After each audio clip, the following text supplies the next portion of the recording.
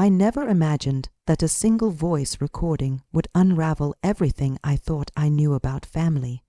This is my story, and it begins in the heart of Chicago on an evening that seemed ordinary but would change my life forever. My name is Victoria, and for most of my 20s, I wore the label of the dependable daughter like a badge of honor. Sure, I wasn't flawless, but I showed up when it mattered.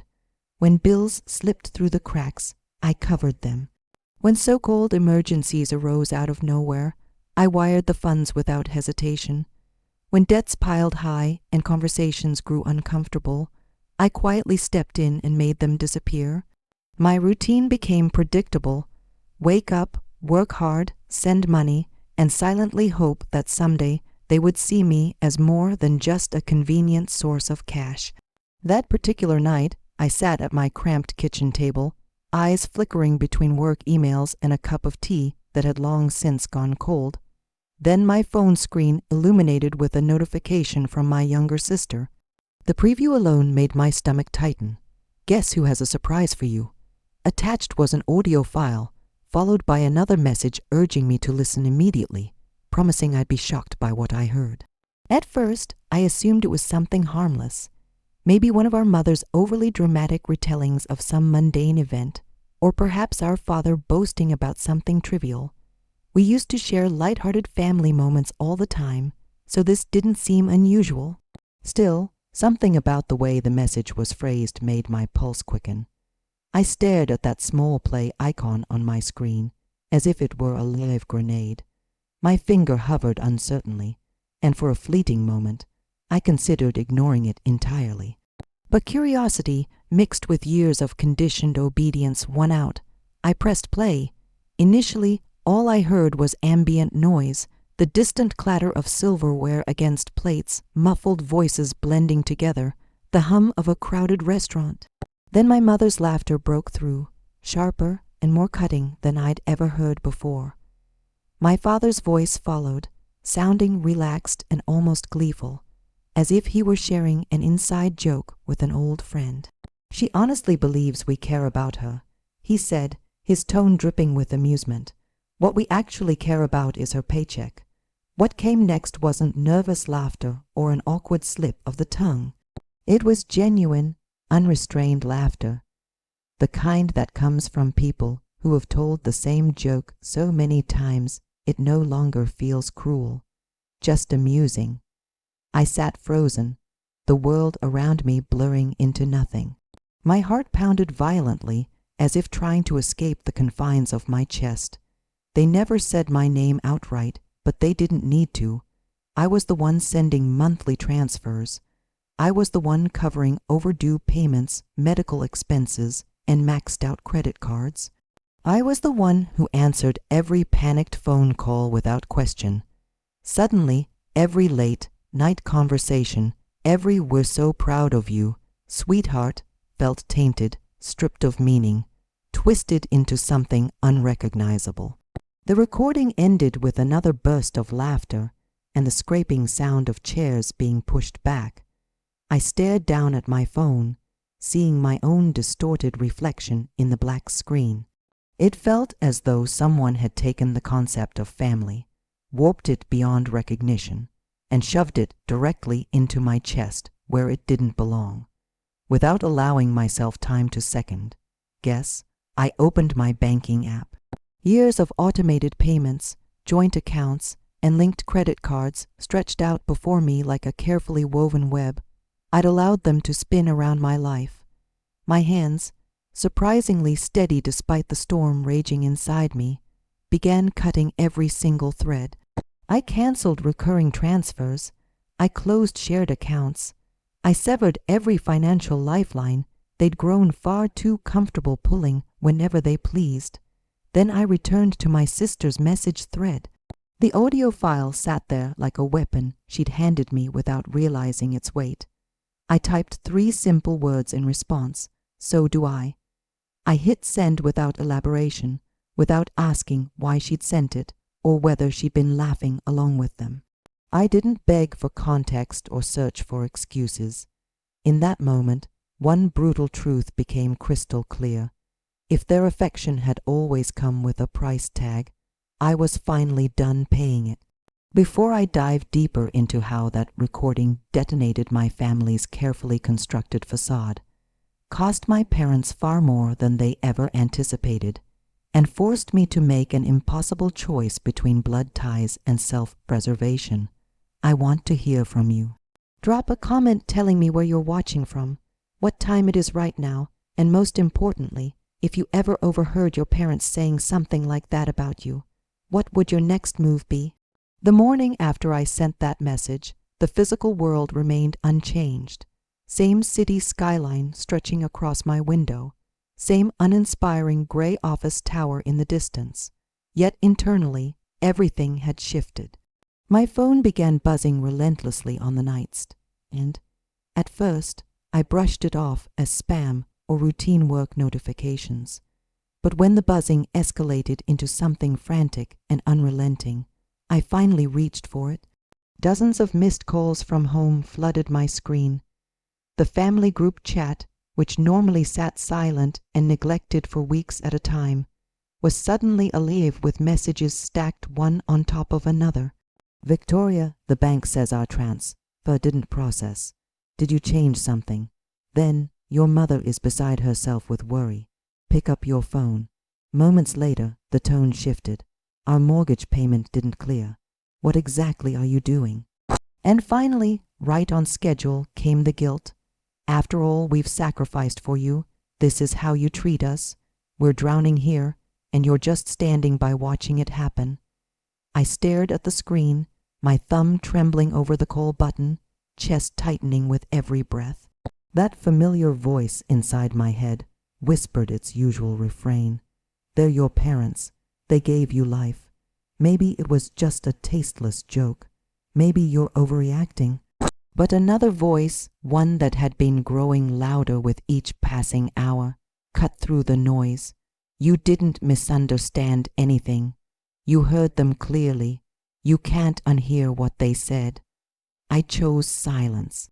I placed the phone face down on the table and went about my day.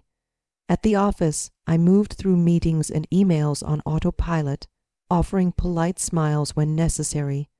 But every notification that lit up my screen felt like a test of willpower.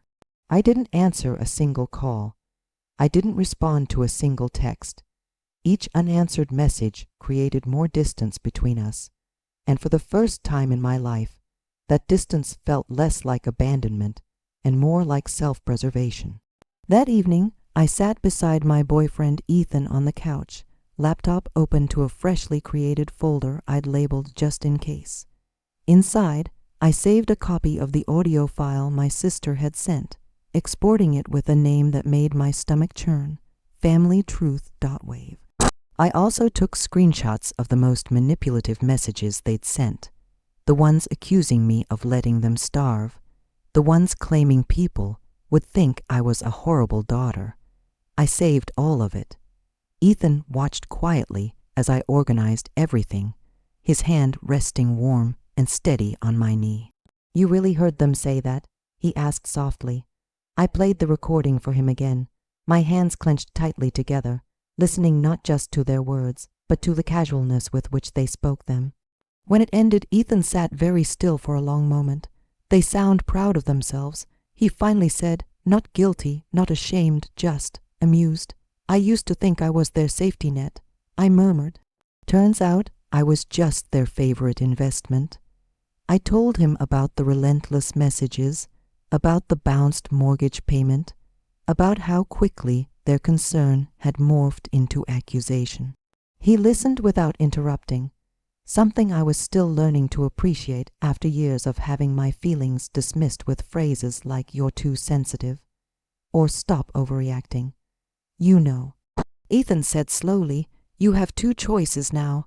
You can pretend you never heard that recording, turn the money back on, and return to the way things were.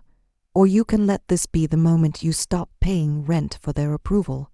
In my mind, I saw both timelines unfold with vivid clarity. In one, I called them back, apologized for overreacting, listened to their half-hearted excuses about stress and bad jokes. I reactivated the transfers, and we all pretended nothing had happened. But I would know. I'd spend every remaining day knowing their affection was leased by the month, never truly mine. In the other timeline, I did nothing. I held firm. I allowed them to feel the full weight of building their entire lifestyle around my income. I risked being branded the selfish, ungrateful daughter, but for the first time I'd be choosing myself. What if I end up regretting it? I asked. Ethan shrugged gently. Either way, you probably will, at least for a while. That's what happens when you've been trained to feel guilty for simply existing. The real question is, which regret can you actually live with? Over the following days, my parents shifted their approach like seasoned strategists. The messages changed tone entirely. We're genuinely worried about you. Are you okay mentally? We mentioned to Aunt Lisa that you've been acting strange lately. Everyone's praying for you. They began reaching out to extended family members, framing my silence not as a boundary, but as a breakdown. Through a mutual friend, I learned they were telling people I'd chosen my boyfriend over the family that raised me. Not once did they acknowledge the recording. Not once did they mention the years of financial support I'd provided without complaint. As gossip spread through our extended family like wildfire, my anger slowly crystallized into something sharper and more focused. Resolve. I had proof. I had the truth. And if they wanted to drag my name through the mud to protect their image, I would no longer lie down and let them walk all over me. Have you ever realized that the people you love most are willing to completely rewrite history to cast you as the villain, as long as it keeps them comfortable? And if you had undeniable proof they were lying, would you stay quiet to preserve the peace? Or would you let the truth speak for itself? I thought maintaining distance would keep things from escalating further.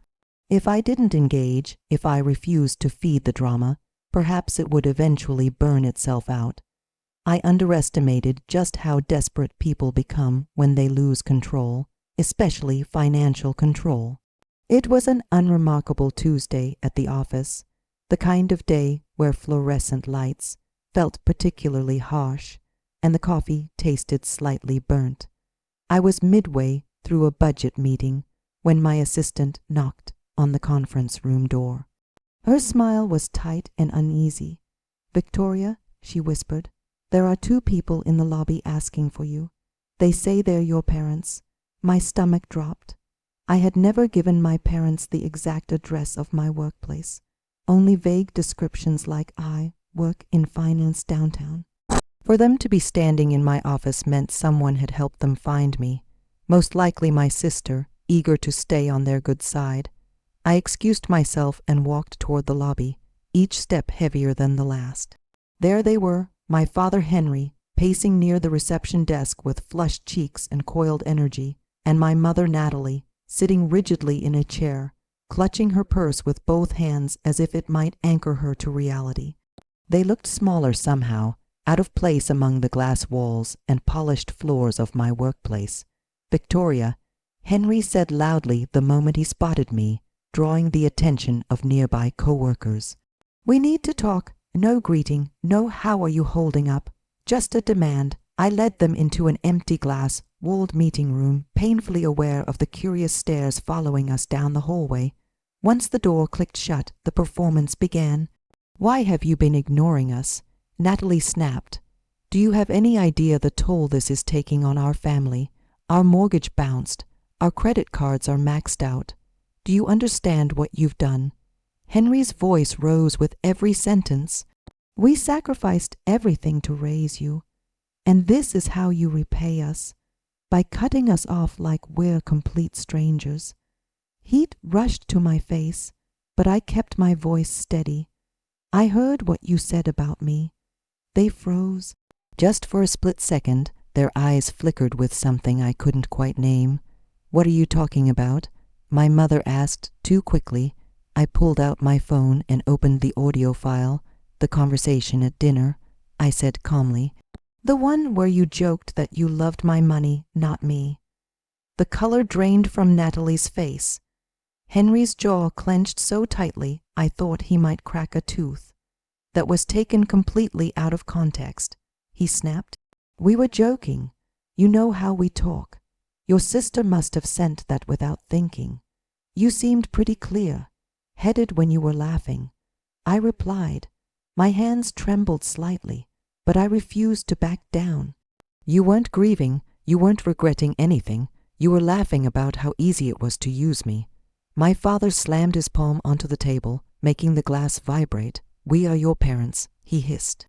Parents have every right to expect support from their children.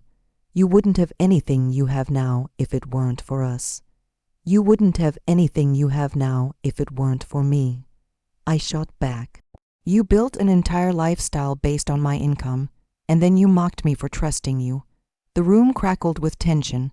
Outside, I could see silhouettes lingering just a bit too close to the glass, pretending not to listen. I took a deep breath, then did the one thing I knew would shift the balance of power completely. I hit play. Their voices filled the room, clear and undeniable.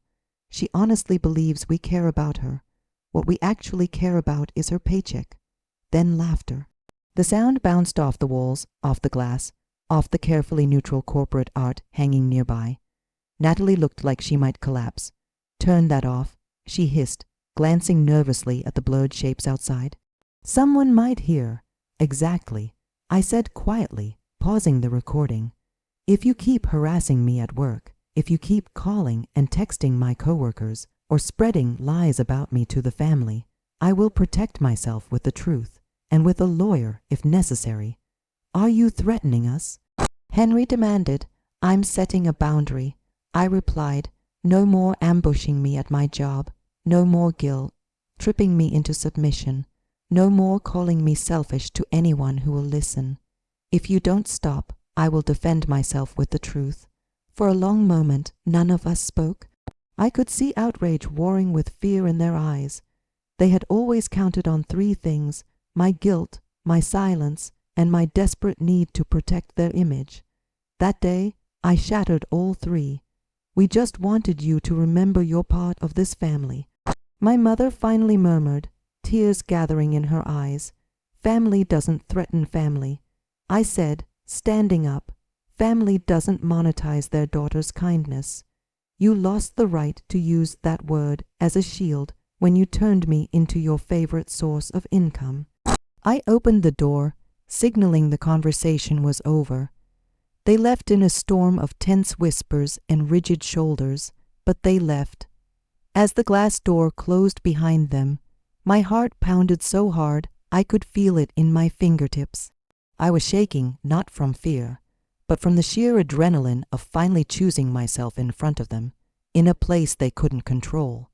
If you were in that room with me, would you have pressed play on that recording in front of your parents?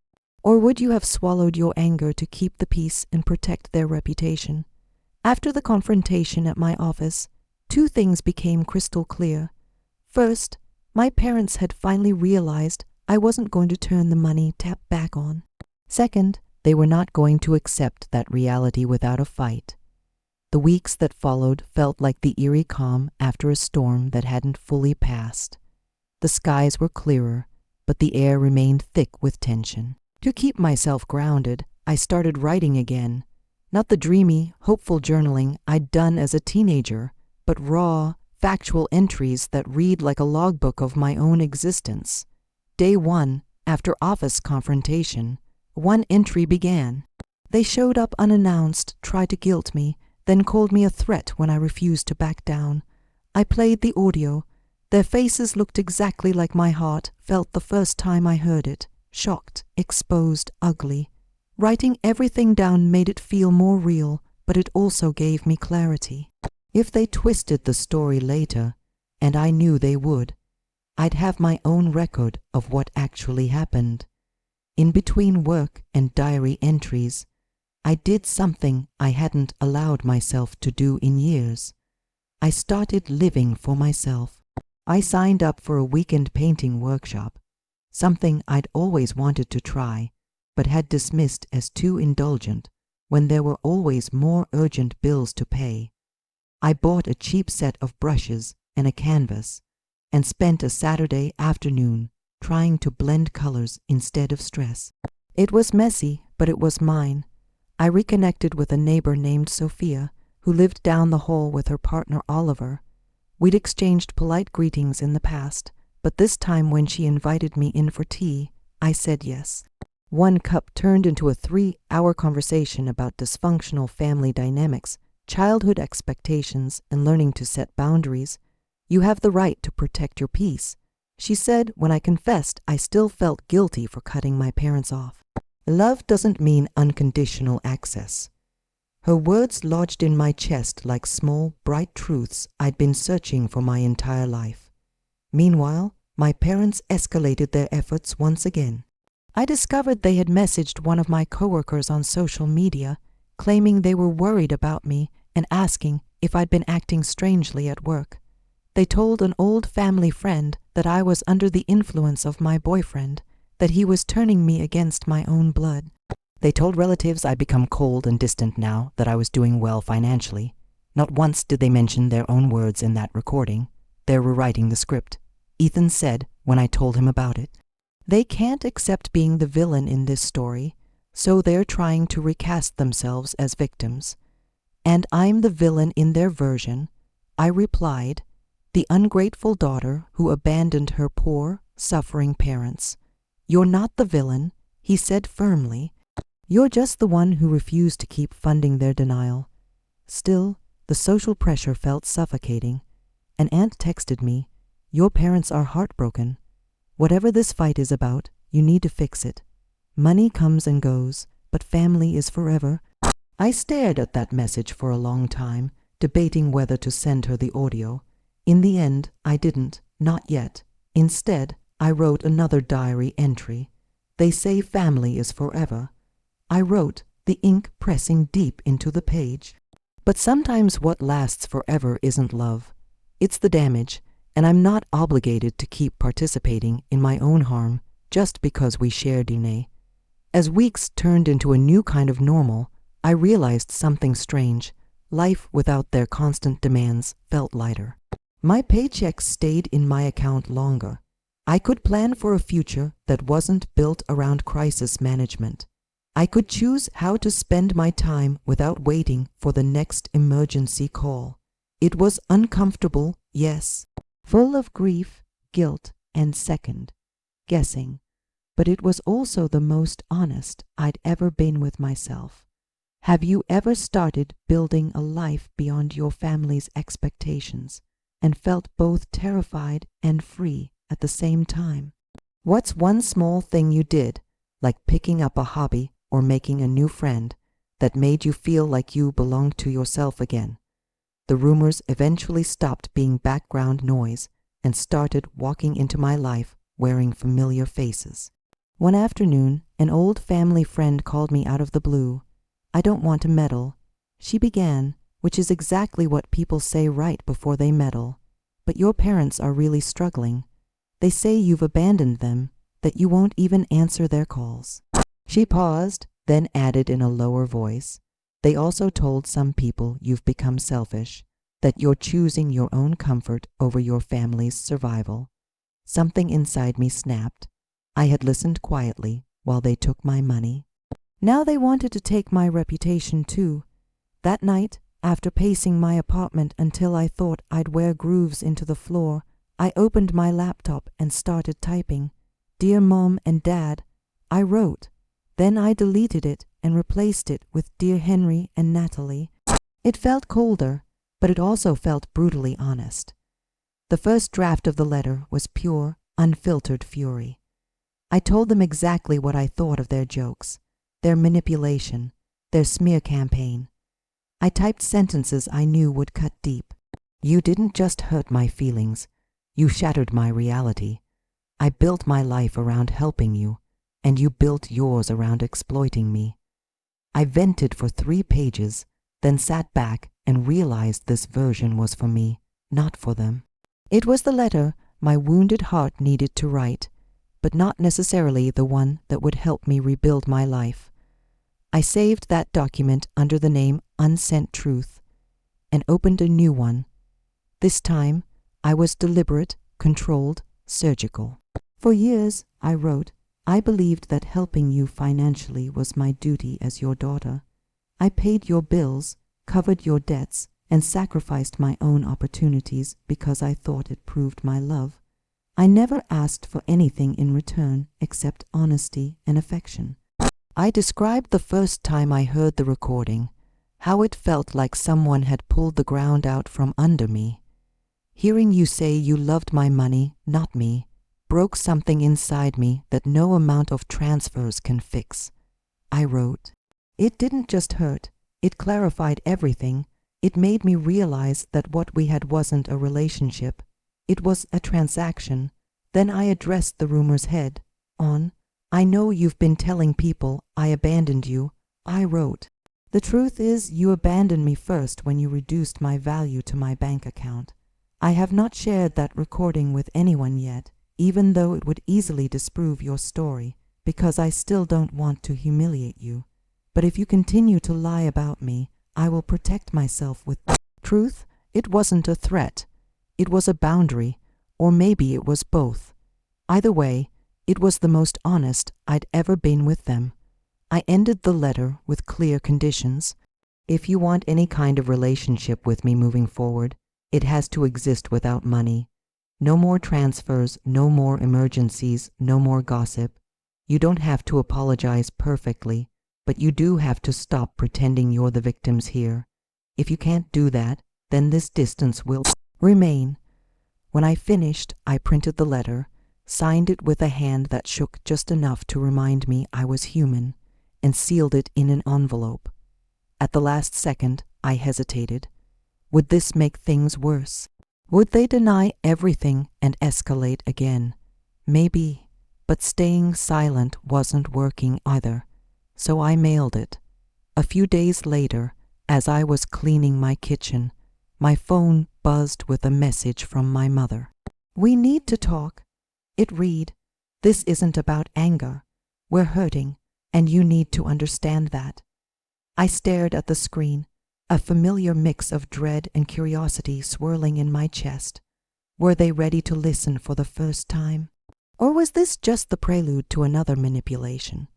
If you had to write one letter to the person who betrayed you, and you knew they might twist your words, what's the one sentence you'd make absolutely sure they couldn't misunderstand? We agreed to meet at a small cafe not far from my apartment, a neutral place with warm lighting and the rich smell of coffee thick in the air. As I walked there, my mind played out every possible version of the upcoming conversation.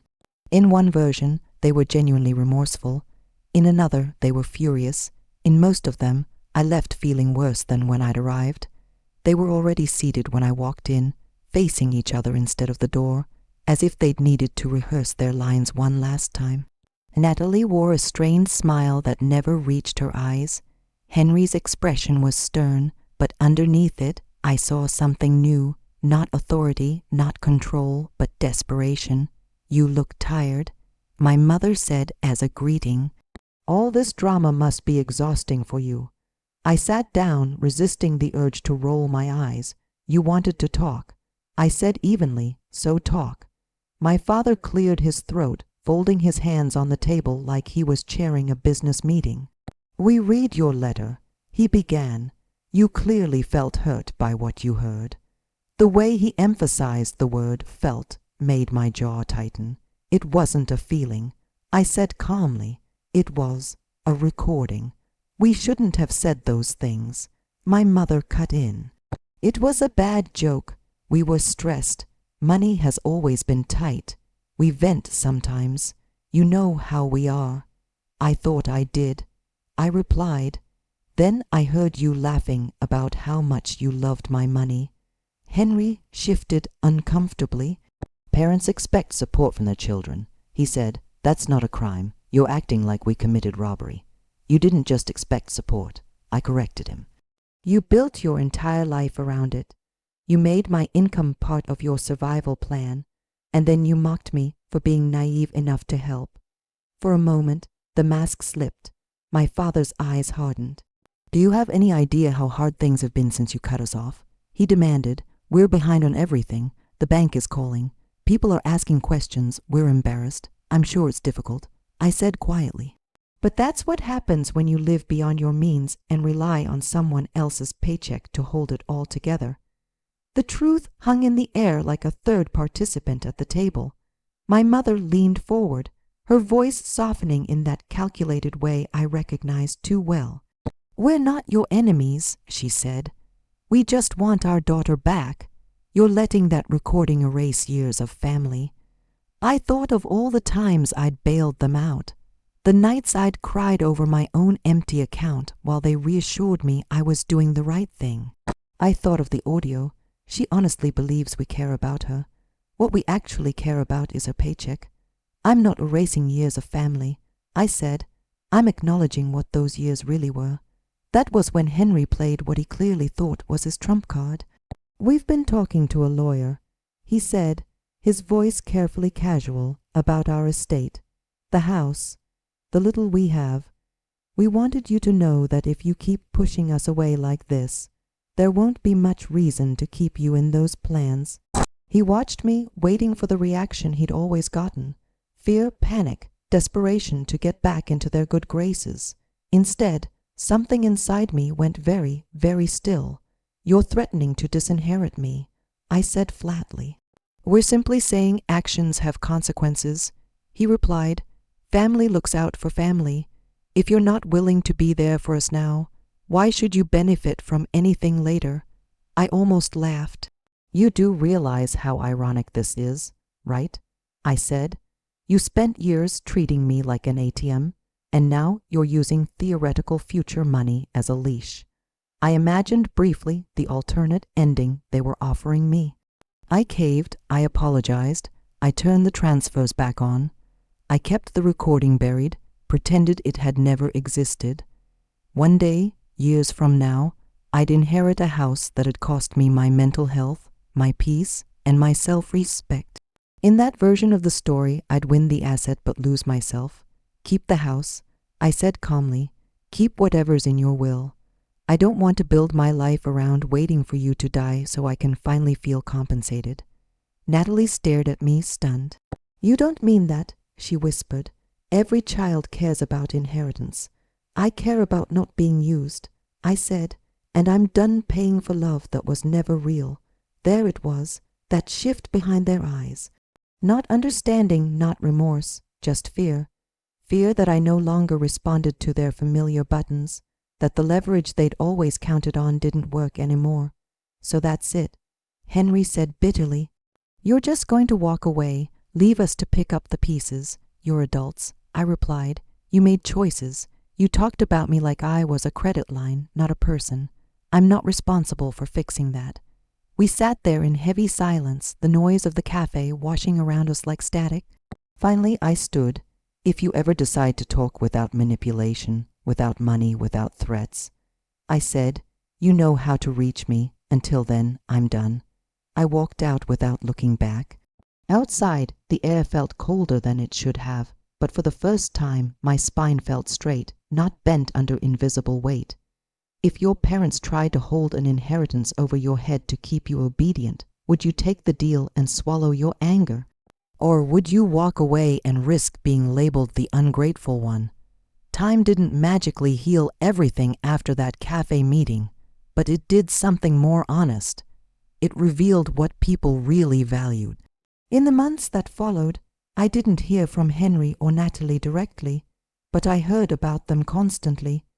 A cousin mentioned at a party I deliberately skipped that my parents were in trouble with the bank, that they'd tried to refinance their home and been denied. Another relative whispered that they'd sold their second car and were downsizing, though they framed it as a fresh start. A family friend, one of the few who didn't immediately buy into their victim narrative, pulled me aside one afternoon. "They're very defensive whenever someone asks why things are so tight," she said, "and when your name comes up, it's like walking into a wall. People are starting to wonder what the real story is." The more they tried to control the narrative, the more cracks appeared in it. They could paint me as selfish all they wanted, but they couldn't explain away the years of comfortable living that had mysteriously evaporated once I stopped paying their bills. Meanwhile, my life didn't fall apart. It quietly, stubbornly improved. I wasn't rolling in luxury, but for the first time, my paycheck felt like it actually belonged to me. I started putting money into savings instead of bailing out emergencies every other week. I took another painting class. I started writing more stories, essays, fragments of the life I wanted instead of the one I'd been assigned. One evening, I hosted a small dinner at my apartment. Ethan was there, of course, along with Sophia and Oliver, plus a couple of friends from my art class. The food wasn't perfect. I burned the garlic bread and had to scrape off the worst parts, but nobody cared. We laughed until our sides hurt, told stories that had nothing to do with childhood trauma or unpaid debts. At one point, as we sat around the cluttered table, I looked at the mismatched plates, the cheap wine, and the faces of the people around me, and I realized with quiet shock, this feels like family, not the kind that demands, manipulates, and keeps score. The kind that shows up, listens, and stays because they want to, not because they have to. To chosen family, Sophia said, raising her glass when I shared that thought out loud, to the people who don't make love conditional. We clinked glasses, and for the first time in a long time, the word family didn't taste bitter in my mouth. Later that night, after everyone had gone home and the apartment was filled with the soft chaos of empty glasses and leftover food, my phone buzzed with a text from an unknown number. "We lost the house," it read. "Hope you're happy." There was no signature, but I knew who it was. I stared at the message for a long time. Old habits urged me to apologize, to ask if they had somewhere to stay, to offer money just one last time. But another part of me, the part that had been slowly growing stronger, saw the message for what it was. Not a cry for help, but yet another attempt to hook me with guilt. I typed out a dozen responses and deleted them all. In the end, I didn't reply. I turned my phone face down, stepped out onto my small balcony, and let the cool night air wash over me. The city lights stretched out in front of me, indifferent and beautiful. Somewhere out there, my parents were packing boxes, blaming me, blaming life, blaming anyone but themselves. Maybe one day they'd sit together in a smaller place, look at each other, and realize that the punchline of their joke had finally landed. The daughter whose money they loved more than her had walked away, and she took both her money and her love with her. Their message had backfired. The recording that was supposed to humiliate me, to remind me of my place, had instead exposed theirs. It cost them comfort, reputation, and control. It cost me my illusion of what family was supposed to be, but gave me something far more valuable, the freedom to define it for myself. As I stood there under the night sky, I whispered a quiet truth I wished someone had told me years ago. You are allowed to choose yourself, even if your family never understands why. If you made it this far, I want to ask you one last thing. When you hear the word family, who do you picture first? The people who share your blood, or the people who make you feel safe, respected, and loved without conditions? Tell me in the comments which one you'd choose if you had to. And if you've ever had to walk away from toxic relatives to save yourself, know this: you are not the villain. You're just the main character, finally taking your story back.